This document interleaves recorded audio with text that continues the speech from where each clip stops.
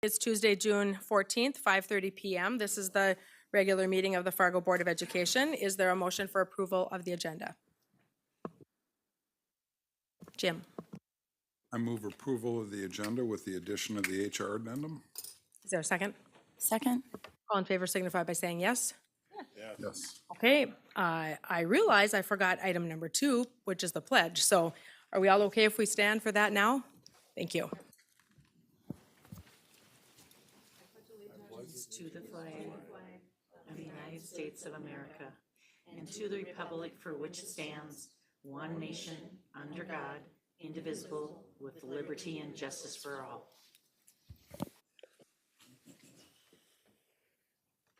Still working to get used to the new order of the agenda with that item being added, so I apologize. All right, so then we will move on to item 4, recognition of audience. And one person has signed up to speak with us this evening.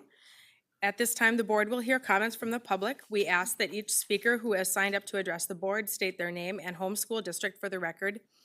Speakers must refrain from using this forum to criticize or complain about a specific employee or student by name. Vulgar or profane language will not be tolerated. The board is interested in your comments and will listen carefully, but is not obligated to respond or debate issues in this forum. Should you desire a written response to a specific question, you may request it. This evening, the speaker will be allotted a maximum of 5 minutes. Upon conclusion of the allotted time, a chime will sound and the speaker will be asked to conclude. If necessary, a final chime will sound 15 seconds later, signifying the end of the speaker's time at the podium. And Devin Studinsky, you have signed up to speak with us this evening. Welcome to the podium.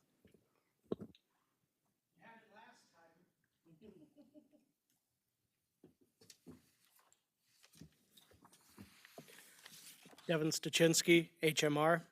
Well, this has been fun coming to these meetings regularly. I have 2 questions. One I'd like a written explanation for. As far as the bonding for the North High track, I'm curious as to why we didn't just pay for it outright out of the building fund and decided to borrow the money and pay several million back in interest when we could have just cut the check outright. Like that seems very fiscally irresponsible, especially in this particular economy. My other question is, and you don't have to add this in your written response, it's more of a, it'd be interesting to see how it gets brought up later on in the meeting. With the current metrics of student success for reading, writing, and graduation, and we haven't seen the new numbers yet, I'm sure we will in like July. How does spending time and money and resources doing a land acknowledgement statement, how does that help the success of the children? I'm confused as to why, when we have that and we have violence in the classrooms and all these other issues, that we would choose to go with something that personally I think wouldn't, isn't necessary to help the students succeed. Are we going to do like a dinosaur land acknowledgement because they were here way before then? Like, I mean, it doesn't make any sense to me. Maybe I could get an explanation for that too, on how that'll help student success and teacher retention. That's all I got. Nice and short today. Thank you. The reports section of the agenda starts with Marzano Evaluation System Report, Memo 120. Doug Adring? Yes, thank you. So this is the annual teacher evaluation report, and a lot of this information is pretty similar to years past. So I'll take a couple minutes to go over the high points. All of the teacher evaluation information has been submitted into the Department of Public Instruction. That is due every June 30th. We do have that done and submitted in, and it is submitted in by building. So as a summary states here, We will sunset the current Marzano model called the legacy model. And it talks a little bit about in here. And then effective July 1st, we will move to the focus teacher evaluation model. And that environment is currently being built within our iObservation platform where evaluations are conducted. So the required observations piece, just real quickly, there's two types. There's category 1 and category 2 teachers, and that's by years of service listed here. Category 1 are our newest teachers, or within their first 3 years of service. And it'll show the amount of observations that must be conducted. And then category 2, those are teachers that have completed at least 3 years of service, and it outlines the required observations there. And then, excuse me, required evaluations. Century Code provides a very broad definition of evaluation, simply that one is required no later than December 15th, and then required no later than April 15th. And again, it breaks it down into category 1 and 2 teachers as far as how many or the amount of the evaluations that need to be done. So you can see that for our category 1, our newer teachers. And then you flip the page over, you can see that for our category 2 teachers. And then currently, and what we've used for a number of years is called the Marzano Legacy System. You will see there's a graphic on that page. It's domains within the current evaluation model. There are 4 domains and there's 60 elements within their principals. Do have the discretion to rate within those 4 domains, but there are typically targeted elements that we do ask them to rate on. That's the model that we've used up until now. If we flip the page again, we actually get to the teacher evaluation results. This year we sent results for 1,030 teachers, and these are classroom teachers. And you'll see the scale. It's innovating all the way through not using, so a 4 through 0 system, and that's provided through the Marzano framework. You'll look at the summary of ratings. This is the aggregate ratings for all of our teachers in all buildings. You'll see last year's, and then you'll see this current year's. So our total ratings, all teachers, and with the elements that were rated, there was 6,631 ratings. And then it's broken down into those levels, 0 through 4. Again, reporting in the aggregate results into the Department of Public Instruction as far as teacher results. So the overall summary of ratings, pretty similar from one year to the next. And then if we keep going and we flip the page, it gets into the focus teacher evaluation model. And I spoke a little bit about this last year, but this has been about a 2-year transition where, and I'm trying to think of my years here, they kind of blur into each other a little bit, but we put together a committee of principals, teachers, and other administrators where we talked about what works with our evaluation system, what doesn't. Is the platform we're using, is that something we want to continue? Does our evaluation system provide the feedback and move student results as it should? Throughout those conversations, there was a lot of robust conversation there, but ultimately we did do research and that committee chose to recommend this focus teacher evaluation model. So I've outlined some of the key objectives of that focus teacher evaluation model. It simplifies the overall evaluation process. It reduces time and complexity burden on principals and teachers. And then you can read the other bullet points there. And then if we flip the page again, there is one more graphic. This is the domains and the elements within that focus teacher model. So you'll see it still has 4 domains, but there's 23 elements. And those 23 elements, Marzano didn't simply take the balance of the 60 and say, we're going to get rid of about 40 of them and move down to 23. There really was a process of really combining and condensing those elements. So it wasn't a matter of we're just going to get rid of these. It's combining and condensing them down to make a more efficient evaluation process. But that's the model and that's the domains that we'll be using moving forward, and that will be loaded into our iObservation system. And then, of course, with this comes a healthy dose of professional development. So you can see again, and I think I listed this last year, but last summer in 2021, we reviewed the essential need to knows of the overall evaluation process with principals. This last school year, we spent some time calibrating with principals and crosswalking our current domains of our legacy model and how that will work with the new FTEM domains. So that was PD that happened all through this last school year. And then moving into this upcoming school year, calibration training will continue with the principals. And then after that, the principals will train the teachers and give feedback to the teachers as well, where those teachers will go through a crosswalk, certainly important for them to understand this new model as well.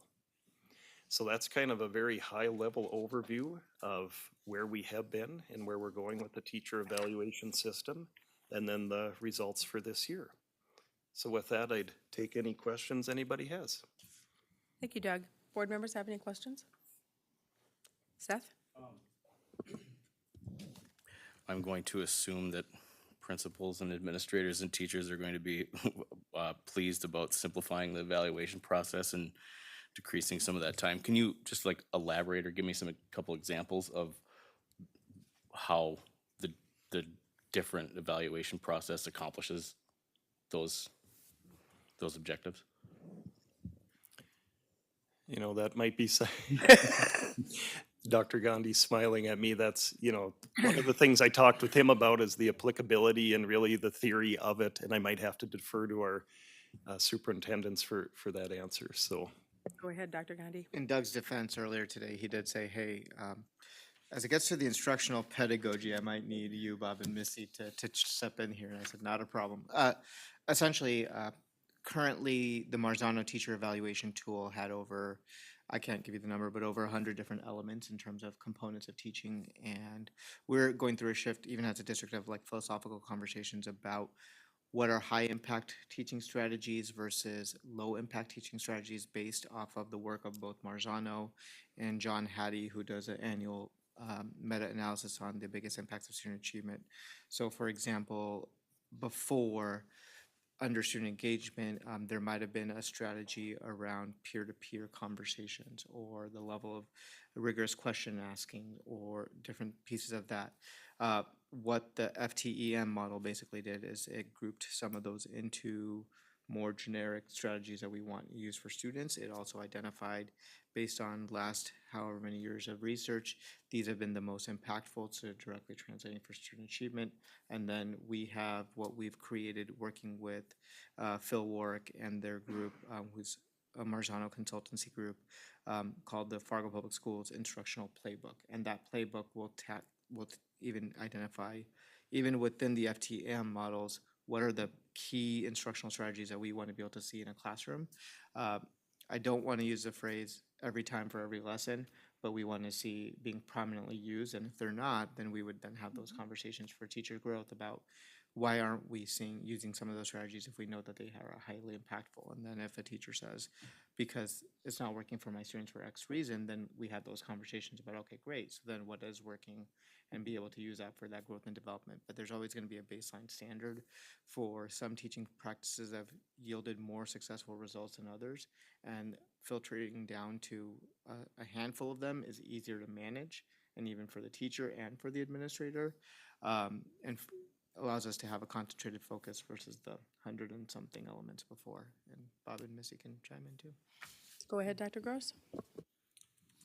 I would say exactly what Dr. Gandhi was mentioning. Also, if we look at the graphic that's on, I believe, the second to the last page, that kind of lays out that model.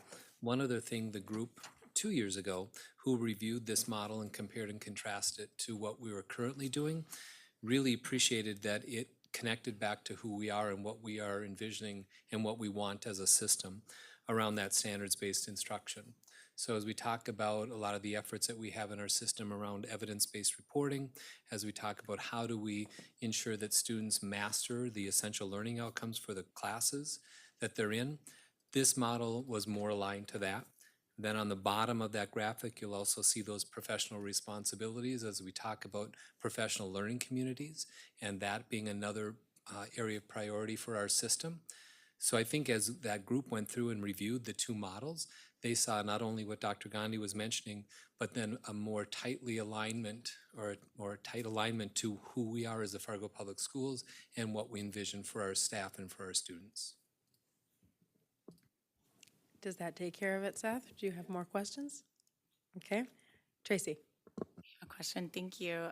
When I look at the section on teacher evaluation results with the scale, it looks like we had 77% at level 3, which is applying, and then 9% at innovating, which was actually up a little from last school year. So I'm curious, is there any thought of talking to that 9% about what they're doing right, or having them workshop for other teachers, or how can we increase that percentage, or is that even the goal, I guess?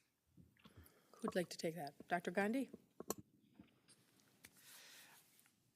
I think we have not had that conversation because I think when we have a board work session later this fall and we talk about the concept that we want to use for our strategic plan, it's going to lead to some bigger conversations.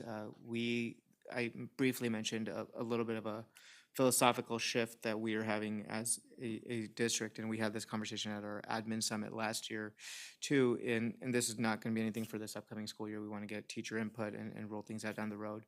But I think sometimes there's a struggle between teacher evaluation and teaching effectiveness. And should they always be paired together, or is teaching effectiveness one component of your teacher evaluation? And they are different, but they've historically always been used separately because there's so many factors that go into teaching. So we're not sure if we're at the point of, do we want to ask the 9% of our teachers that are innovating to say, do we want to replicate that, and what can we do to get more teachers into innovating? Because I think the question that we're asking right now is, are we seeing a higher level of student achievement between the 9% than those are sitting at applying? And if not, then does the utilization of one strategy increase student achievement to begin with? Because I think we want to focus on that piece of what the evaluation should be able to do. But is someone just doing something because it's part of their evaluation and observer is going to want to see that strategy, or are they really doing it because that impacts students? And I think that's the question that we're trying to ask right now. So we're still kind of seeing, we still want to study the merits of the relationship between the evaluation and student achievement, and teacher ownership of doing that piece based on their student data versus just doing it because it's a part of their evaluation. Missy, go ahead. I think one piece that we've talked quite a bit about though with innovating is that it's a place you visit, it's not a place you live. And it's because when you get to that innovating level, the amount of planning needed is usually getting down to customizing for everyone in your class. And that's just not possible to do every day, but it's part of your big picture to make sure you meet the needs of your students as you go forward. So I'll just say, even from other models, Charlotte Danielson, it was the same thing. That distinguished level was a place that you visit and go back to, but it's maybe not healthy for a teacher to live in that place because of the amount of planning it would take. Thank you, Missy. Jennifer and then Robin. Thank you. So as a follow-up, Rupak, to some of the things that you had mentioned, when you read through in order to get a rating of a 4, innovating, adapts and creates new strategies for unique student needs and situations. And so would it be fair to say that they received that rating because they had indeed reached the majority of student needs and achievement there was higher? Or how did they then determine to give a 4 if they're not yet tied together? So I'll break that down into a couple of components. There are summative teacher evaluations that are a product of a series of observations and walkthroughs. Observations and walkthroughs are conducted by appraisers that come in to do an evaluation just to do the observation and walkthrough. And when they're doing that, they give a rating using the Marzano rubric based on the strategies or the categories that are outlined in there. So that 4 can be reflective of one observation, or it could be reflective of 4, if it, depending on whether it's in a summative or whether it's in a individual observation. But it was what was captured by someone that was observing at that moment in time. And then at our principals meetings, we start every principal meeting with an hour of professional development, which this past year has been around calibration, where we would watch teacher videos and say, okay, how would you rate this? Using the same rubric, how would you rate that? So that's where that 4 would come from. And so that's kind of our question as well. So if someone saw an innovative practice at one moment at one point in time, is that translating to student achievement or not? And that's where we are looking at some of those things. And not just we, I mean, I think K-12 education is having this conversation as well. Robin? This is a very common scale on evaluating how you deliver curriculum, and I would say that innovating number 4, typically our more experienced teachers would be in that category. I tend to view evaluations as observing, but also growth. And I think that's what I like about this model is educators know what they're going to be evaluated upon, so they know what to work toward. And evaluations are not the end-all be-all, but how can we improve and continue to get to level 4? So I appreciate this model. I think it is very common. Is there any self-evaluation from the educator's standpoint in this, or is it purely observation? There is a growth goal component that I will let Bob or Missy talk to more. Go ahead, one of you. So we had a growth goal component built into the eye observation system, and I will say that it's been kind of clunky as we go forward. So we have revamped it, and we'll be uploading our own form because they're allowing us to customize it. So they're going to identify what they want to work on. The nice part by using the eye observation system, it's actually going to flag the areas they want us to give feedback on. And that's nice for the administrators when they go in then. So there is a goal setting. Dr. Gross?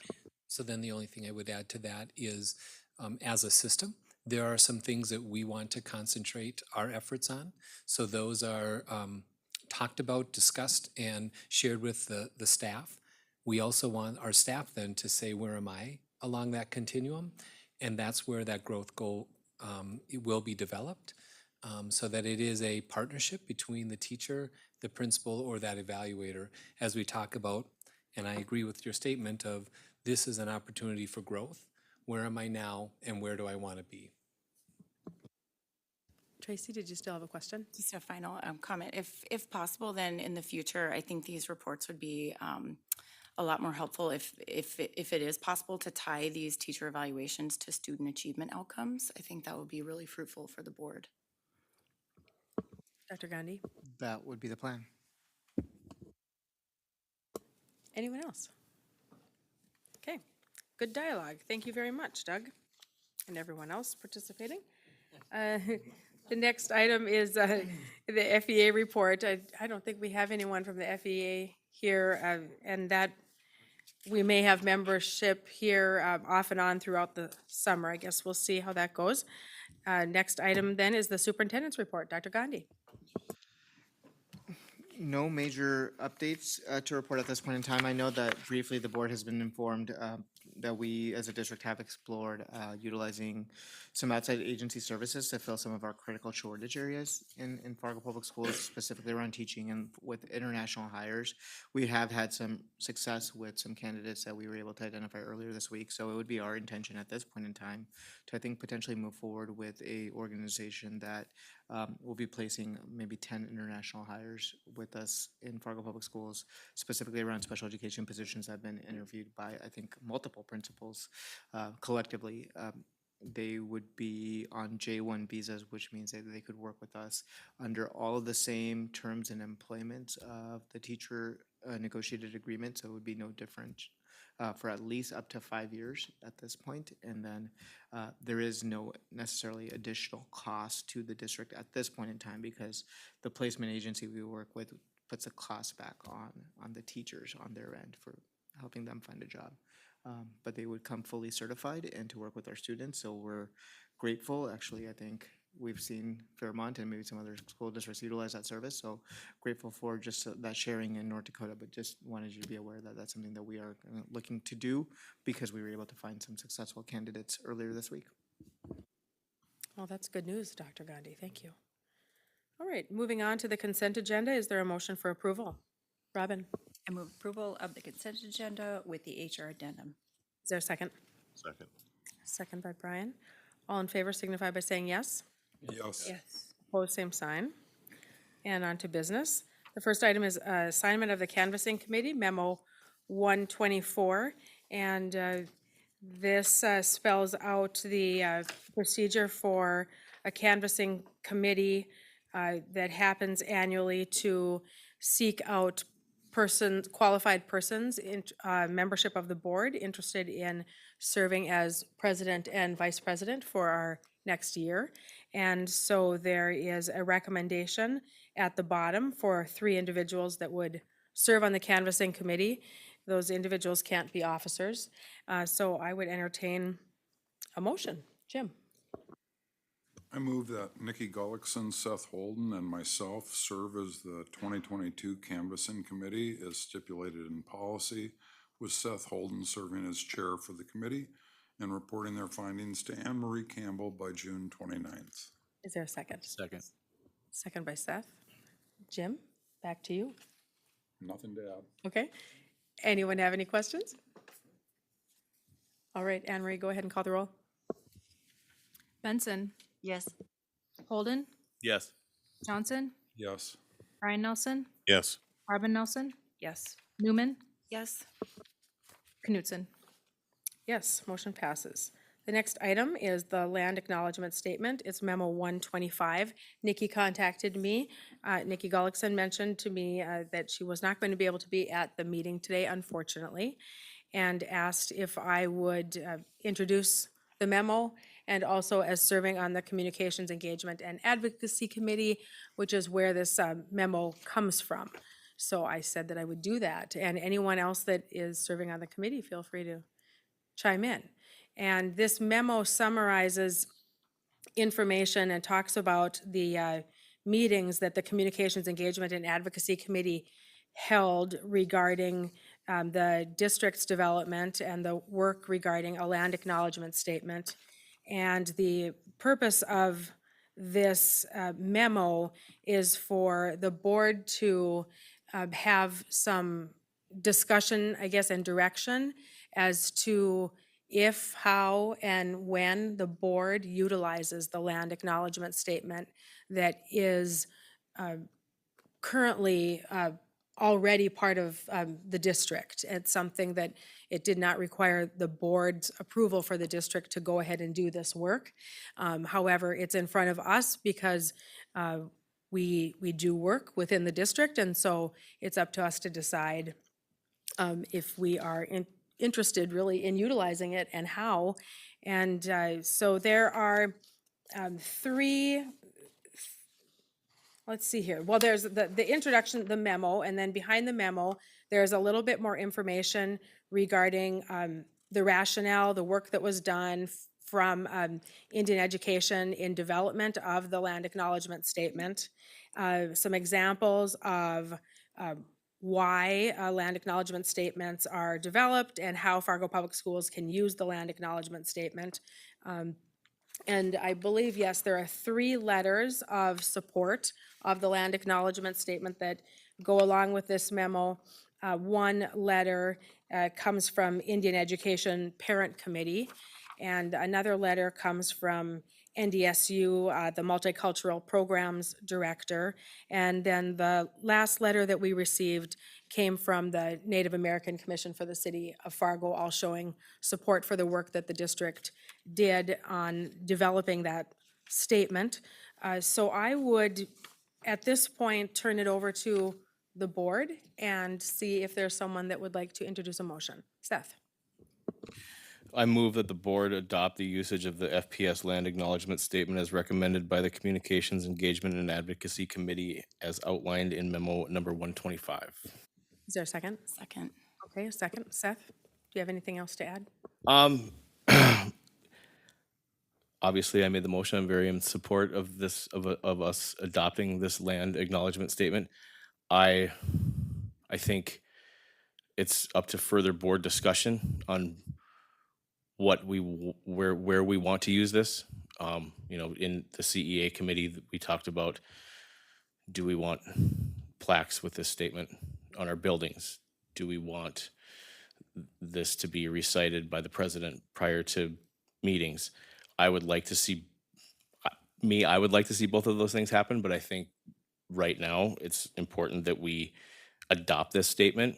And I think when it comes to putting plaques on our buildings, or whether or not the president is going to say this, it could be a future conversation and could go through other committees, planning maybe for the plaques, and CEA further for whether or not, or governance for whether or not the president's going to recite this. I'd like to see that happen later on, but I think right now it's important that we, as a district, just adopt this.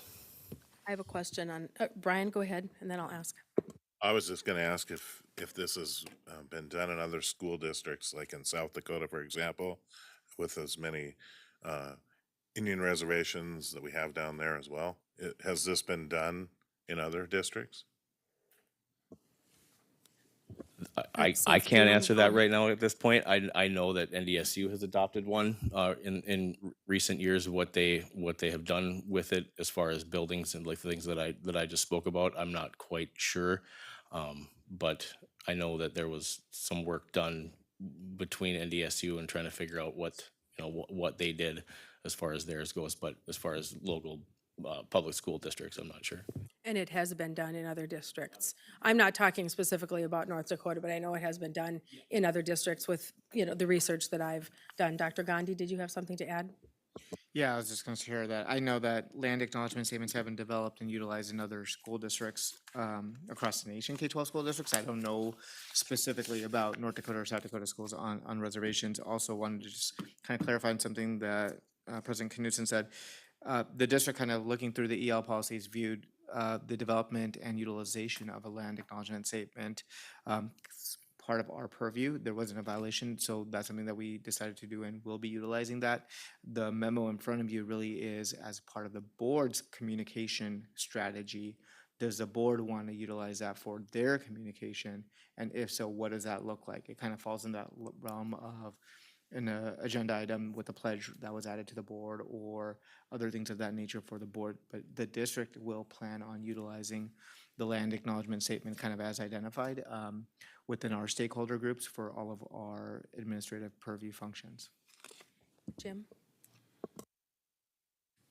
Well, first of all, I'm certainly supportive of the whole concept, but I would share one thing back to administration, since I believe this acknowledgement statement is not something we're acting on. This must have been an administrative decision.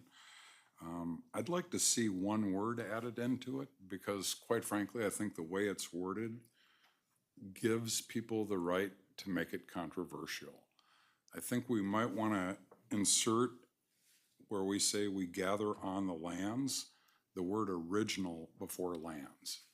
Because I'm here to tell you that this land that we're gathering on today is not currently owned by any of the parties involved here. The houses you all own today are on lands that were one time of these nations, but they aren't currently. So I think the word original needs to get in there, or we're going to have some people giving us negative feedback, which we don't need on this issue at all. Just food for thought there. Okay, thank you, Jim. And I have a question too. Anne Marie, could you please read the motion? It is the one that was recommended on your memo 125, that the board adopt the usage of the land acknowledgement statement as recommended by the Communications Engagement Advocacy Committee and outlined under in memo 125, which is those 3 bullets there on your memo. Okay, right. So Seth, I just wanted to clarify what your intent was when you made the motion. Was your motion to support the 3 bullet points that are included on the memo, or not to address that at this point? So I can read the 3 bullet points. So out of communications, engagement, and advocacy, the consensus was to include these 3 recommendations, well, for us to consider this evening. One, that it would be included on the bottom of all regular, special, and standing committee meeting agendas. Second, that it would be read by the board president annually at the reorganizational meeting in July. And third, that it would be used at events of the board at board member discretion. So really that, we discussed what that means in our committee. And that means that really any one of us as a board member, if we were involved, let's say we had, it was like the summer picnic, you know, to acknowledge staff. If a board member decided, or if we decided in our planning that we wanted to utilize the statement at some way, whether it was printed or verbalize it, we could do that. If there's a committee meeting where, or someone is a chair of a committee and is holding a meeting or holding an event to maybe inform citizens about, I don't know, some topic, it would be really up to a board member to decide if he or she wants to utilize the statement. So those were the recommendations that came out of the committee. Seth? I guess that's kind of why I clarified that I would like to see it go further at some point in time. But for right now, yes, we should be just adhering to the memo. To Jim's point, and I don't think that we would need board action to It's not a board statement. Yeah, exactly. So the CEA committee went to great lengths to get the input from the Native American community, our Indian Ed program, and the people that wrote this statement. I would hate to undo or adjust any of that work right now at this point. I think that if we were to adopt this today, I think that suggestion that you are bringing forth, Jim, could be suggested, and maybe that land acknowledgement statement edited. It doesn't change the fact that we're going to adopt that statement. If they want to edit it and add that, I'm completely fine with that, but I would want their input on it before we were to do anything about it. Jim, go ahead.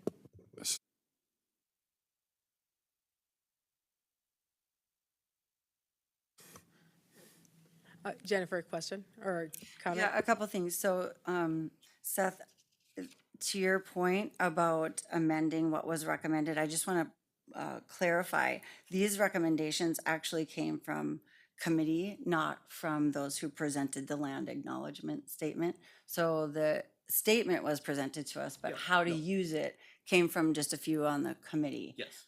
Okay, I know that I don't think you were able to attend, so I'm just wanted to clarify. The last one I was not able Yeah. to attend. And so that's why I thought you were going with I want to talk more about these suggestions, because they were suggestions coming from other committee members, not from those that presented the actual land acknowledgement letter. And to Jim's point, I would agree with adding original lands. And one of the questions that I had at committee was, what legally do we need to be concerned about, if anything at all, in adopting something like this? And so in looking through Century Code, I think it's important to recognize that, you know, how we're supposed to operate and how that's defined within Century Code. And there is a place there that I would like Tara's input on. It is 15.1-06-17-1. If I need to repeat that, let me know, Tara. But because it states in there how we use this will impact how we use other things or are required to use other things. So I do think that because it's come here, we need to, and that this is how our duties are defined is by Century Code, that we need to take a look at that and better understand it before we say for sure. Tara, is that something that you're able to advise us on this evening, or do we need more time on that? So I think the statute that you're referencing is specific to religious objects or documents. So if I'm guessing the intent without researching that, but my guess is that's related to statues and crosses and Bibles and things of that nature. And I get that it references cultural, legal, and historical significance. but I don't necessarily believe, without doing further research, that that's the intent of that statute, excuse me. And so again, the statement, the work is something that was done by the district. The district decided that it was important to move forward with this. And so at one of the CEA committee meetings past, representatives from Indian Education presented the information at that meeting. So this isn't a project that started with the CEA committee. This is a project that, an initiative work that started with the district, rightfully so, within the district's abilities to do that, and then shared with us at the CEA committee meeting, information from Ricky White and Melody Stabner from Indian Education. And then provided with or to us some examples of ways that the board might consider utilizing the statement, and really saying it's up to us to decide what we're going to do. And back to say plaques and buildings, that's not our decision. That's something that falls within the district's abilities to have that done. So what we're talking about, so the statement it exists. If it is tweaked a little bit down the road, that's also a different story. The statement exists the way it is right now. And so what we're talking about tonight is, are we going to adopt that statement? And are we going to decide then, as a result of adopting it, how we're going to utilize it? Because the district is making decisions on how they're utilizing it. Jim? I don't think this motion is asking us to adopt this statement, Rebecca. It's asking us to adopt the recommendations, the 3 bullet points. The statement is the purview of the administration. So whether we act on this or not, the statement exists already and will continue to exist. I meant, Yeah. I used the wrong words. Wasn't really saying that in the right way, but hopefully you understand what I was meaning. Any other discussion that needs to take place? Because we have a motion and a second. I don't see any other hands. Anne Marie, go ahead. Did you have your? Yes, sorry, I do. Okay. So I feel like there's still some questions, and there was also a suggestion, so I think there either needs to be an amendment, or or I would make the motion honestly that we lay this on the table or delay it until the next meeting, because I think we need to answer some questions first. I don't want to kill it. I don't want people to have to vote, because I think we're all in support of acknowledging this. I think that, but there's important questions that need to be answered and modifications that were suggested. So have you made that motion? Yes. Anne Marie, we need a second to that? You're moving to postpone the decision till the June 28th meeting? Please. And yes, we need a second. Is there a second? Second. Okay, any discussion? Or back to you, Jennifer? Thanks. I think I made my point, so. Robin? I seconded this mainly because I do support the concept, but it's a little, it's somewhat of a messy rollout, if you will.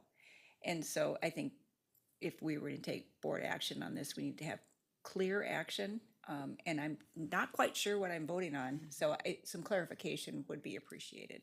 But I do appreciate, I will conceptually support this as long as we have clarity. Agreed. Dr. Gandhi? I'll provide clarity for at least a piece that I can, just from my perception and how I'm assessing the situation. I don't know if the if the suggestion from Jim really should have any bearing on the concept that what you're voting on. Jim made a recommendation to administration. I have not been part of this development process. You see Dr. Uzelman in the back. Our Indian Ed team led this work. They did some phenomenal work. They have their reasons for what they discussed, but we'll take it back to them and let them decide, just no different than Dr. Newman in the previous conversation saying, hey, this piece of information would be relative for us to consider. If we came back and said, we don't have correlation data on student achievement, we would just tell you that. That's just a recommendation that was given for administration to consider the individuals that are really the experts in the field and doing the work. So that's how we viewed that. All you're saying is a piece of information that is going to be utilized for public functions or as part of a the district's communication strategy, do we want to adopt that as part of the board's communication strategy? Because as a function of the board, you do have a CEA committee that focuses on your communication with your stakeholder. Regardless of what the actual words are or what the medium is, you're solely voting on, there's a statement that the district will be utilized. It could be a living statement for all we know. Will the board choose to use that as part of its communication strategy? Robin? So as I read the motion, the board would be letting the CEA committee make the recommendation, but we don't know what the clear recommendation is. And so I want clarity in the actual statement, to Jim's point. Tracy, and then if you don't help answer Robin's question, I might have. No, thank you. Go ahead. Yeah, I'm confused by the confusion, I think, so it's right there. I know it just looks like 3 simple bullet points, but we spent a lot of time in multiple committee meetings actually distilling those down. So that is our recommendation from the committee so the land acknowledgement statement already exists. Our decision here tonight is how would the Board of Education like to utilize that? And we went from everything from not utilizing it to reading it at every board meeting. And these are the 3, I feel like, middle ground points we decided on. Number 1, included at the bottom of all regular, special, and standing committee meeting agendas. So it would just be at the bottom of our agenda printed here. Number 2, read by the board president annually at the reorganization meeting. So once a year, the president would read this. And number 3, we left it to discretion of the members at special events in the community. So I don't know how, I guess, can we help clarify another question or? So let's keep in mind that the motion is to table it. And so just wanting to make sure that we have conversation regarding the motion that has to do with. But it was to table or it not because table. there was not clarity. So I'm trying to provide that clarity. Right. Tracy, what you were going to say was what I was going to say. I see that the recommendations are the 3 items here. They're likely clearer to me because I'm on the committee and I was part of the conversation. So any other questions before we vote on that motion, which would be to table it to what meeting, Anne Marie? Postponing it till the June 28th meeting. June 28th, okay? Tracy? Sorry, if this is postponed, I think our committee would need to be very clear on what needs further clarification. I don't know what we would be tasked to do. I would look for that clarification as well. Okay, let's vote, please. All right, voting, calling the roll on postponing. Holden, No. Johnson, No. Brian Nelson, No. Robin Nelson, No. Newman, No? Benson, Yes. Knutson. No, the motion fails. So we're back to the original motion. Is there any more discussion on the original motion? Okay, Anne Marie, go ahead and call the roll. Johnson, Yes. Brian Nelson, Yes. Robin Nelson, Yes. Newman, Yes? Benson, No, but I feel like I have to explain why. Holden, Yes. Knutson. Yes, motion passes. On to the next item, GP7 Monitoring Memo 126. This is regarding Board Policy GP7, and it is an analysis, annual evaluation and renewal, really, of our 5 standing committees. And as it says on the memo, the monitoring of this policy is not so much to evaluate compliance as it is to provide an opportunity for members to discuss whether the committees are still the right committees and whether they are functioning effectively on the duties assigned. Is there a motion, please? Seth, I move that the board policy GP7 be reaffirmed as provided or as modified. is there a second? Second. Second by Brian. Seth, anything to add? Okay, thank you. Any discussion? Robin? I have expressed some concerns previously to the governance committee when we added, essentially, the governance committee is made up of the president, vice president, and all the chairs of the committee. When we made negotiations committee a year-round committee, that de facto made that a chair that participates in the governance committee. Therefore, we could conceptually have 6 of our 9 board members on the governance committee. And I'm not quite sure if I oppose that. I also consider if we were down to maybe 3 members of the board, would we hear from the public that only 3 members are deciding what's on an agenda? So I'm not going to oppose this motion, but I would really like the board to do some introspection on the number of people on each committee. I'm not saying it's right or wrong, but 6 out of 9 to me is by far a supermajority, and I just wanted to make that statement, but I will be voting in favor of this motion. Okay, thank you. So I bet Anne Marie has that on a list of items for us to discuss down the road. I do. I know Jennifer, go ahead. Maybe I could shed a little light because I advocated for the negotiations chair in my rookie years to be added to the governance committee, not realizing the intent. And definitely lessons learned and hard to have. I've advocated to undo that, but not successfully. And I do specifically remember Linda Boyd at the time saying, I really don't like the idea because there is a possibility of a supermajority.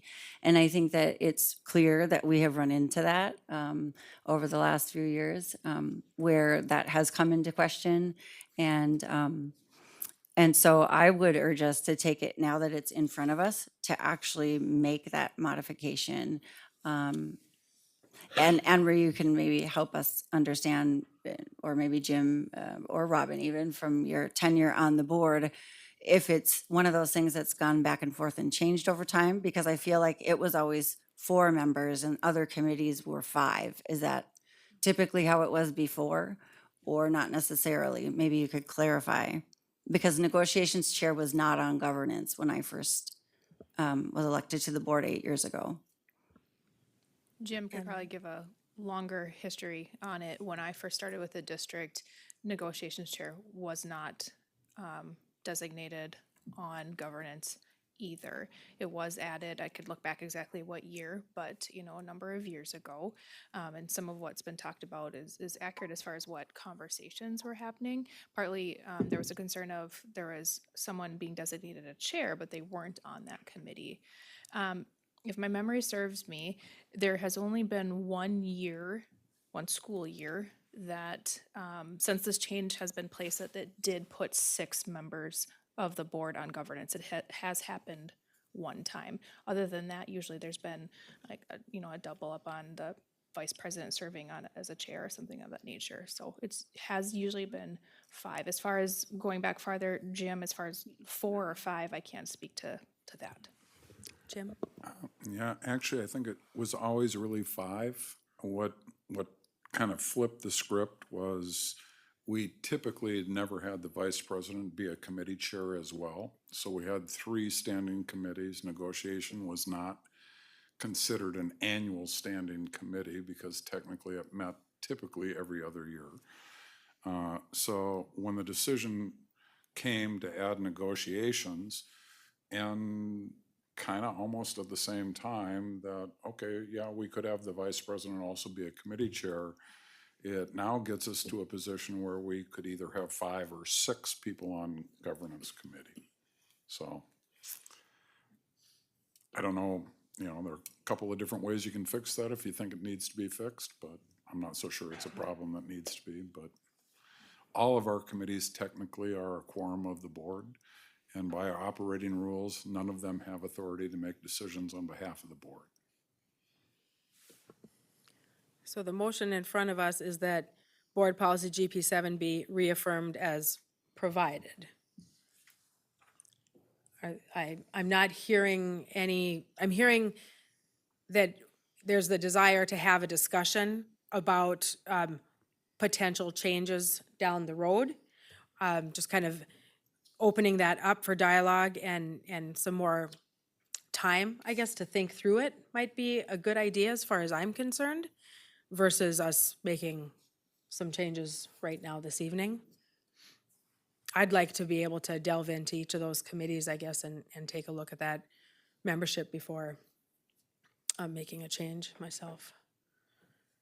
So, anyone else? I Jennifer? would just make a last comment, just to say, you know, I certainly would support that. I think it's actually long overdue. I think there is some other ways that we could structure all of them that would really be useful to board work.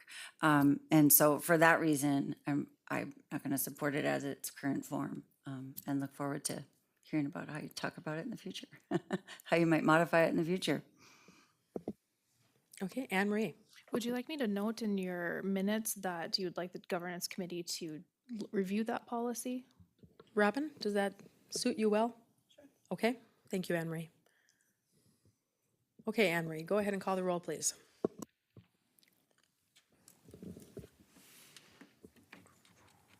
Brian Nelson, Yes. Robin Nelson, Yes. Newman, Yes. Benson, No, Holden, Yes. Johnson, Yes. Knutson. Yes, motion passes. Board reports, committee liaison, and correspondence reports. Tracy, would you like to start, please? I'd be happy to, thank you. On May 29th, I think we all, or many of us attended some form of graduation ceremony. I had the honor of it going to South High graduation at the Fargo Dome, and it's always just probably my favorite day of being a school board member, very fun.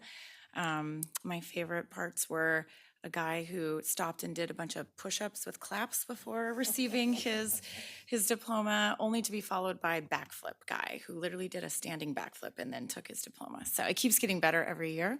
I appreciate that. On June 6th, we had our CEA meeting, as was just discussed here. The next day, June 7th, we had GAC committee, which was really interesting. We talked a lot about upcoming legislative session. I'm sure Robin will give us more detail, but I also serve on some governmental affairs committees in my medical life, so I'll be watching all the legislation and anything that crosses to public education. And then just this past Thursday, June 9th, I attended the Governor's Summit of Innovative Education virtually and found that to be a really good day. That's all. Thank you.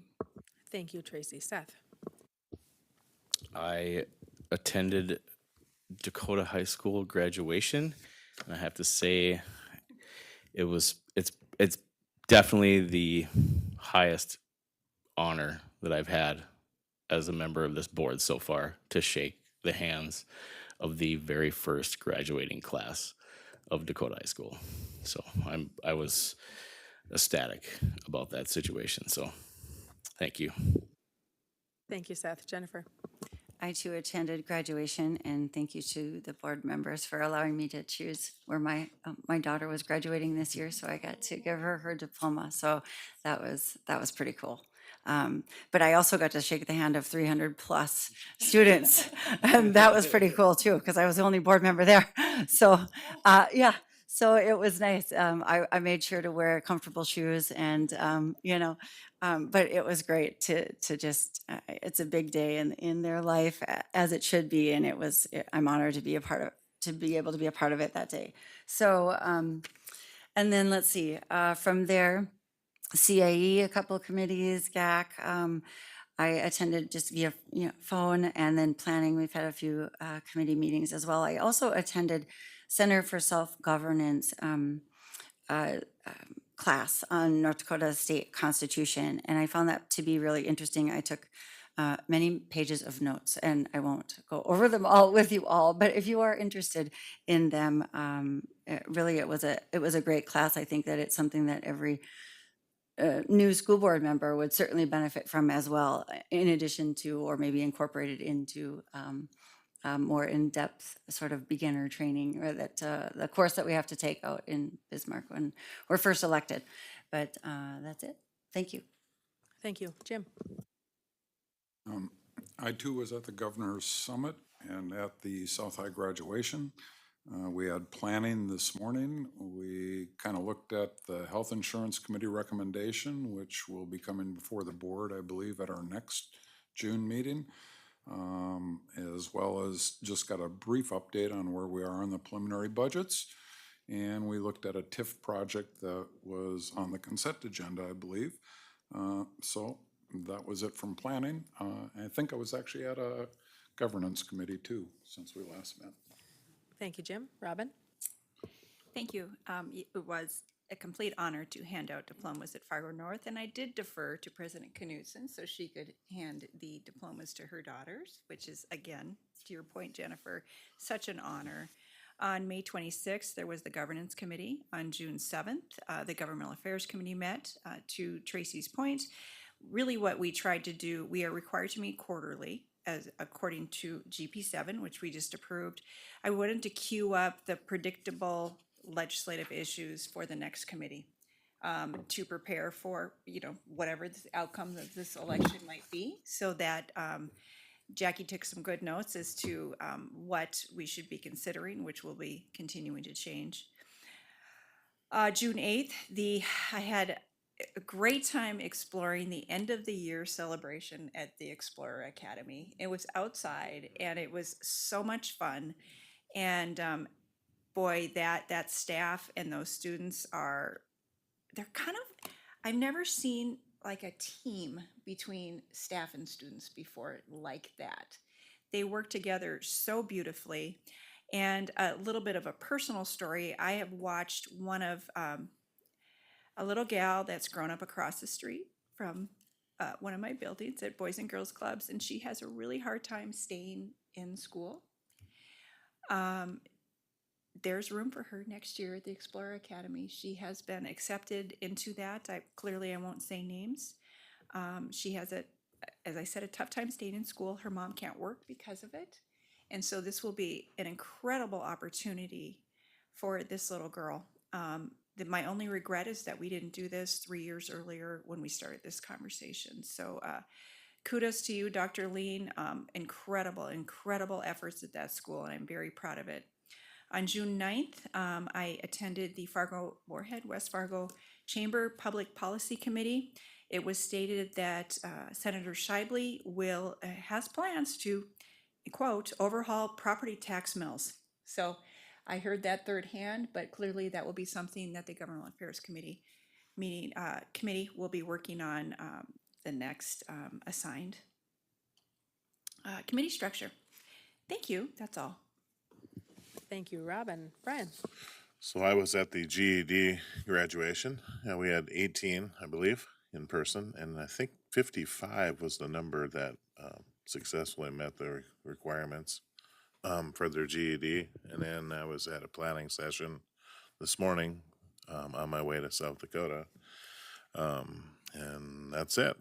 Off the note of the regular business of the school, but I have to tell you that I had a grandson last Monday on 6/6, and my daughter is presently in the hospital sometime giving birth to our granddaughter. So lots of excitement in our house. So we're at that. So That's great. Congratulations.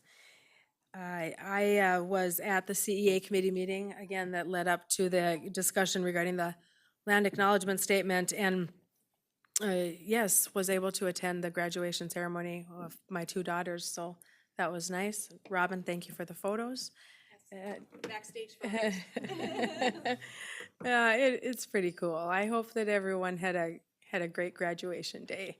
And we do have a special meeting coming up, June 21st. That's in the morning. And all board members really ought to be here. And it starts at 9. We really better be here at 8:45, I would say. And so if we could make sure that we are in this room at 8:45 on June 21st, that would be wonderful. Brian, your hand is up. you said just the morning. I blocked the whole day off. Yes, right. It starts at 9 a.m. We are not sure how long we will be in that meeting. And so blocking off the entire day is great. Thank you. We are finished with our meeting. It's 6:35. Have a great night.